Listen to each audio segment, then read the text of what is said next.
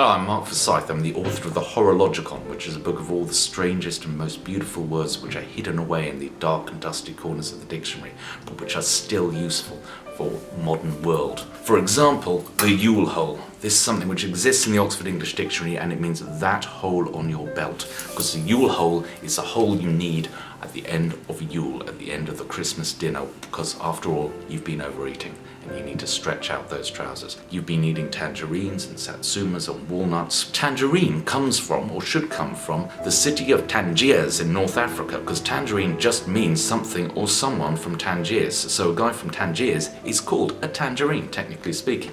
And a satsuma should come from the Satsuma province in southern Japan, because that's where the only true satsuma oranges are grown. And a walnut?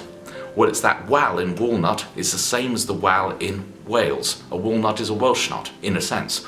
Wal was just the Old English word for foreign. Walnuts aren't native to England, and Wales is a foreign country, or was a foreign country filled with foreigners, so we called it Wales. And incidentally, the Welsh call it Cymru, which just means our country, so we call it their country, they call it our country, and it doesn't really have a proper name. But what about the central bit of Christmas dinner?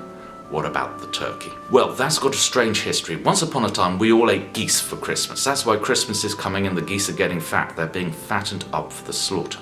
But then we started to import a strange bird from Madagascar called the helmeted guinea fowl. And this was imported to Europe, and it's very tasty to eat. And it was imported to Europe by merchants from Turkey, and they were called turkey merchants, and the bird that they imported therefore started to be called the turkey. And that is not what we eat for Christmas dinner. The bird we eat for Christmas dinner is actually native to America.